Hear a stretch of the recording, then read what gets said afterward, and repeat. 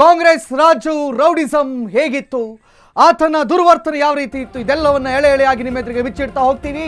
ವರುಣಾದ ಹೆಬ್ಯಾದಲ್ಲಿ ಈ ಘಟನೆ ನಡೆದಿದೆ. ಕಾಂಗ್ರೆಸ್ ರಾಜಕೀಯ ಮಾಡ್ತಿರುವಂತ ರಾಜು ಪಟಾಲಂ ಸ್ಟೋರಿಯನ್ನ ನಿಮ್ಮ ಎದುರಿಗೆ ತೋರಿಸ್ತಾ ಇದ್ದೀವಿ. ಒಮ್ಮೆ ಗ್ರಾಮ ಪಂಚಾಯತ್ ಅಧ್ಯಕ್ಷನಾಗಿದ್ದಂತ ರಾಜ ಮಾಡ್ತಿರೋದು ಮಹಾ ದೌರ್ಜನ್ಯ ಕಣ್ರಿ. ನಾನೇ ಕೊಡಿಸಿದ ಜಾಗ, ಇದು ನಮಗೆ ಬೇಕು ಅಂತ ರೌಡಿಸಂ ಮಾಡ್ತಿದ್ದಾರಂತೆ. ತಾಂಡವಪುರ ಗ್ರಾಮ ಪಂಚಾಯತ್ ವ್ಯಾಪ್ತಿಯಲ್ಲಿ ಹೆಬ್ಯಾ ಗ್ರಾಮದಲ್ಲಿ ಕ್ರೈಮ್ ಸ್ಟೋರಿ ಆಗ್ತಾ ಇದೆ. ಅಮಿತಾಬ್ ಕುಟುಂಬದ ಆಸ್ತಿ ಹೊಡೆಯಲು ಕಾಂಗ್ರೆಸ್ಸಿಗ ರಾಜು ಈ ಕೆಲಸವನ್ನು ಮಾಡ್ತಾ ಇದ್ದಾನೆ.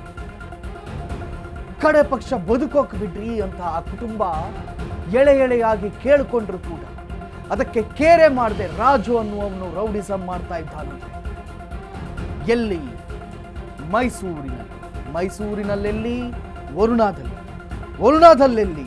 ಹೆಬ್ಯಾದಲ್ಲಿ. ಸೊ ಹೆಬ್ಯಾದಲ್ಲಿ ನಡೀತಾ ಇರತಕ್ಕಂತಹ ದೌರ್ಜನ್ಯ ಇದು. ತಾಂಡವಪುರ ಗ್ರಾಮ ಪಂಚಾಯತ್ ವ್ಯಾಪ್ತಿಯ ಹೆಬ್ಯಾ ಗ್ರಾಮದಲ್ಲಿ ಈ ಘಟನೆ ನಡೀತಾ ಇದೆ. ನೋಡಿ ರಾಜು ಈಗ ಬರ್ತಾನೆ. ಏನ್ ಚೆನ್ನಾಗಿದ್ದ ನೋಡಿ, ಒಳ್ಳೆ ಹೀರೋ ತಾನೆ. ಇಡಿಯಟ್ ಫೆಲೋ, ನಾಚಿಕೆ ಆಗ್ಬೇಕು ನಿನಗೆ. ವಯಸ್ಸಾಗಿದೆ, ಇಷ್ಟು ವಯಸ್ಸಾಗಿದೆ, ಕತ್ತೆಗಾಗುವಷ್ಟು ವಯಸ್ಸಾಗಿದೆ, ಏನಂತ ಎಣಿಸ್ಕೊಂಡಿದ್ಯಾ ನಿನ್ನ? ಇಂತಹ ನಾನ್ಸೆನ್ಸ್ ಗಳಿಂದಲೇ ಇವತ್ತು ಪ್ರಪಂಚದ ಸ್ವಾಸ್ಥ್ಯ ಹಾಳಾಗ್ತಾ ಇರೋದು, ಸಮಾಜದ ಸ್ವಾಸ್ಥ್ಯ ಹಾಳಾಗ್ತಾ ಇರೋದು. ನೋಡಿ, ಯತೀಂದ್ರ ಸಿದ್ದರಾಮಯ್ಯರವರ ಪಕ್ಕದಲ್ಲಿ ಅವನು ತೆಗೆಸ್ಕೊಂಡಿರೋ ಫೋಟೋ ತೋರಿಸ್ತಾ ಇದ್ದೀವಿ. ಹಲ್ಕಿಸ್ಕೊಂಡು ಫೋಟೋ ತೆಗೆದಿದ್ದಾನೆ. ಇಲ್ಲ, ಹಲ್ಕಿಸೋಕ್ಕೂ ಬರಲ್ಲ ಅನ್ಸುತ್ತೆ, ಹಲ್ಕಿಸಲಿಲ್ಲ ಆ ಫೋಟೋದಲ್ಲಿ ಅವನು. ನೋಡಿ, ಅವನ ಇದು ಇರೋದೇ ಹಂಗೆ. ಆ ಮುಖದಲ್ಲೇ ಅದು ಎದ್ದು ಕಾಣಿಸ್ತಾ ಇದೆ, ಕ್ರೌರ್ಯ ಅನ್ನೋದು ಕಾಣಿಸ್ತಾ ಇದೆ. ಕಾಂಗ್ರೆಸ್ ಮುಖಂಡ ರಾಜು ಅವರು ಯತೀಂದ್ರ ಅವರ ಪಕ್ಕದಲ್ಲಿ ಇರುವ ಫೋಟೋ ತೋರಿಸ್ತಿದ್ದೀವಿ. ಯತೀಂದ್ರ ಅವರು ರಾಜು ಅವರ ಪಕ್ಕದಲ್ಲಿ ಖುಷಿಯಾಗಿ ಇರೋದನ್ನ ಕೂಡ ತೋರಿಸ್ತಾ ಇದ್ದೀವಿ.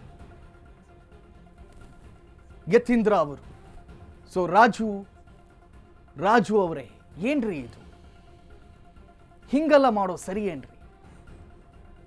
ಓರ್ವ ಗ್ರಾಮ ಪಂಚಾಯತ್ ಅಧ್ಯಕ್ಷರಾಗಿದ್ದವರು ತಾವು, ಗ್ರಾಮದ ಸ್ವಾಸ್ಥ್ಯವನ್ನ ಕಾಪಾಡಬೇಕಾದವರು ತಾವು, ಗ್ರಾಮದ ಜನತೆಗೆ ಏನಾದರೂ ಸಮಸ್ಯೆಗಳಾದ್ರೆ ಅದನ್ನ ಪರಿಹರಿಸಬೇಕಾದವರು ತಾವು.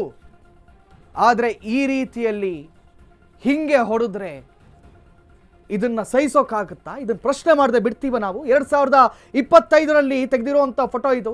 ಯತೀಂದ್ರ ಸಿದ್ದರಾಮಯ್ಯರವರ ಜೊತೆಯಲ್ಲಿ ರಾಜು ಅವರು ತೆಗೆಸಿಕೊಂಡ ಫೋಟೋ. A1 ಆರೋಪಿ ರಾಜು ಇವರೇ. ಇಷ್ಟು ವಯಸ್ಸಾಗಿದೆ, ತಾನು ಒಂದು ಕಾಂಗ್ರೆಸ್ ಮುಖಂಡನಾಗಿದ್ದೇನೆ, ಗೌರವಿತ ಸ್ಥಾನದಲ್ಲಿದ್ದೇನೆ, ತಾನು ಹೇಗೆ ವರ್ತಿಸಬೇಕು ಅನ್ನುವಂಥ ಪರಿಜ್ಞಾನ ಇಲ್ಲದೆ ರಾಜಕೀಯಕ್ಕೆ ಬಂದರೆ ನಿಮ್ಮಂಥವರಿಗೆ ಹೆಂಗೆ ಉತ್ತರ ಕೊಡಬೇಕು ಅನ್ನೋದು ಕೂಡ ನಮಗೆ ಗೊತ್ತಿದೆ.